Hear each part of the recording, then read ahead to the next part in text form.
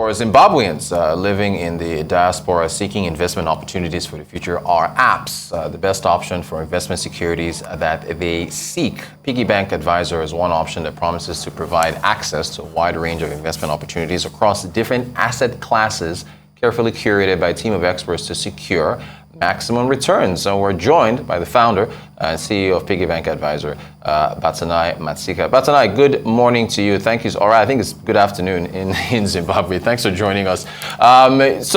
Is this, with your background as an investment banker, you've led, research teams in your career. What prompted you to head in this area of tech to create this app for investments?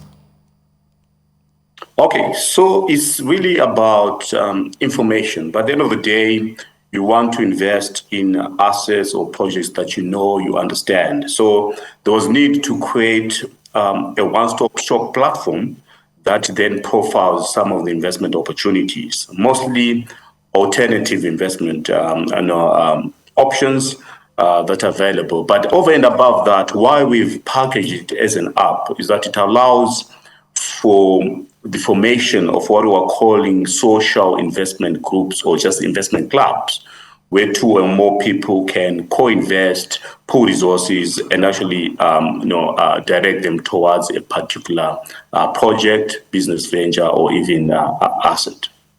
Is this primarily aimed at Zimbabweans in the diaspora, or can anyone use the app to seek out these investments?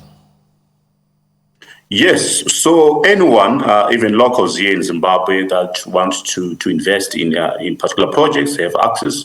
But we've carefully packaged it to allow for those in the diaspora, because what we've actually discovered is that there's a lot of remittances. Zimbabwe is getting on an annual basis roughly around 2 billion United States dollars from people in the diaspora. And most of that money is going towards consumption and things like that. So we want to direct, those funds towards projects, towards investment opportunities, so that it will then go towards the broader economic development in Zimbabwe.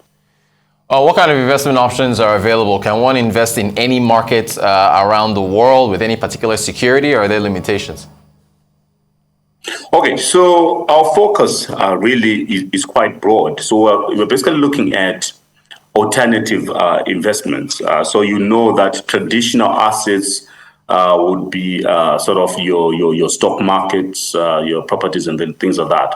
But we're going a step further to look at different opportunities within the Zimbabwean space. So we can look at commodities, also packaging things around private companies, logistics, and things like that. So we're quite broad in terms of our approach, but we are curating opportunities that really maximize returns and offer an opportunity for anyone, anywhere, really to invest in some of the exciting projects in Zimbabwe.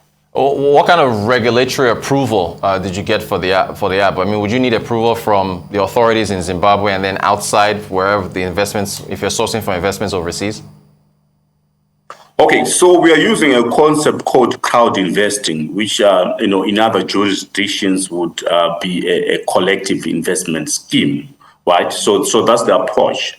So the manner that we are packaging those products is that we're working through a licensed investment management business here in Zimbabwe. It's called Purpose Vunani Asset Management, where we package all these opportunities under a fund, and then we pool investors to then co-invest in the various investment opportunities. So yes, the structure is regulated here in Zimbabwe because it's a collective investment scheme. Okay, so if you're crowd investing, right? How would dividends be paid out? Is it proportional to what is invested in that particular security? Yes, so we unitize most of these opportunities. But so by the end of the day, we break down a large project into smaller units. So it just depends with the shareholding in the particular project. So you get a share that's determined by the amount of units that you hold. What do you say to people who are wary of using digital apps to invest because of safety issues like hacking or whatever? Okay, so yeah, I think the trend is that, in terms of investing, we're seeing this online revolution, the Internet of Things and things like that. So yes, that's where we're headed. But of course, everyone has to do their own due diligence in terms of, the security thereof. But what we've also then done with PiggyBankAdvisor is that to ensure that the payments and things like that, they follow a normal KYC procedure that's run through the asset management business.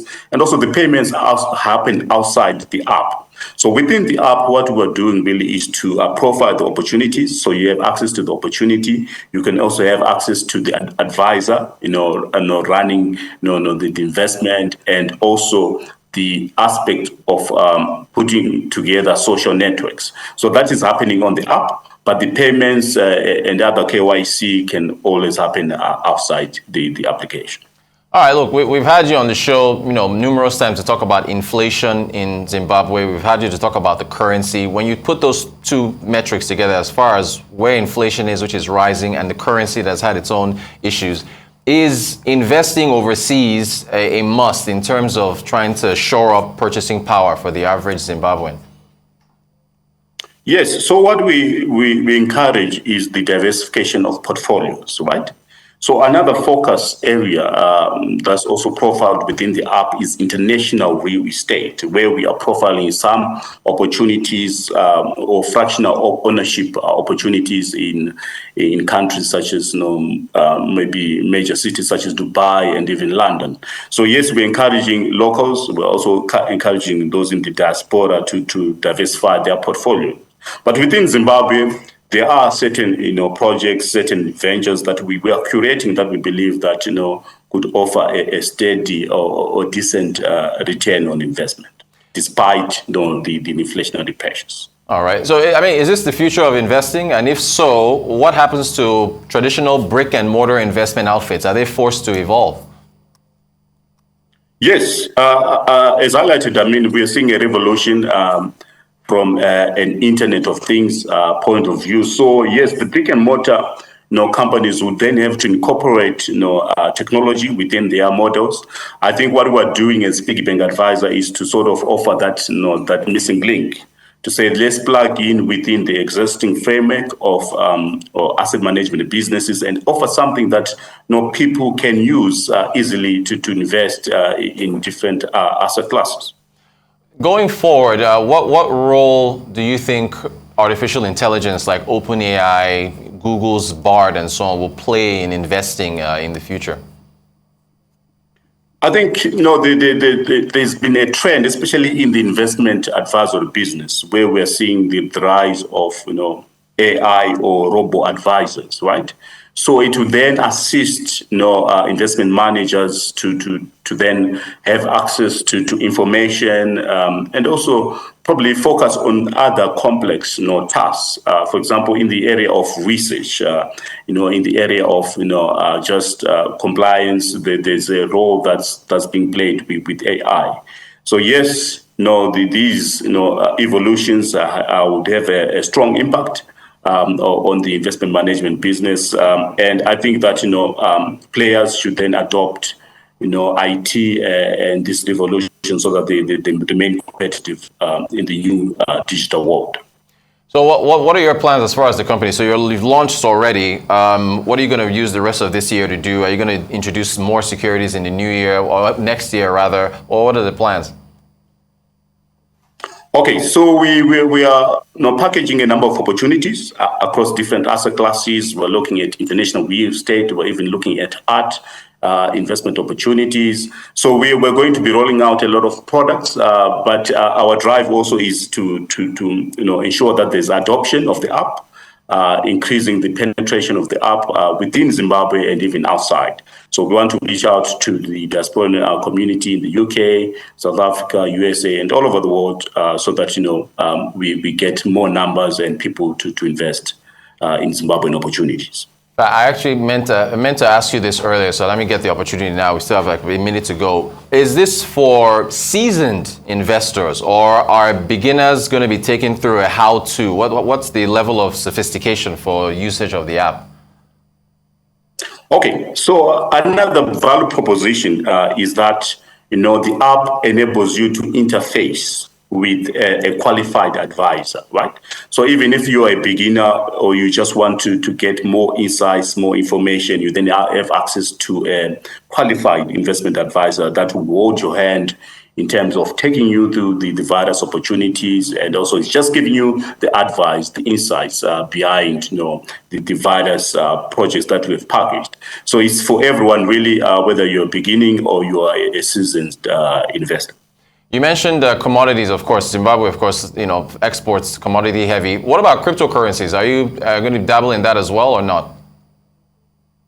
Yes, so we're watching the crypto space because in terms of the regulatory framework, we're not quite there from a Zimbabwean perspective. But it's an area that we're looking at, things such as cryptos, NFTs. I think it's an exciting trend from a global perspective, but we also then have to look at the local regulatory framework. So it's something that we're working on in terms of just doing research and exploring some avenues. Batanai Maksika, founder, CEO of PiggyBankAdvisor. Congratulations on the new venture, and thank you so much for taking the time to talk to us today. Really appreciate it.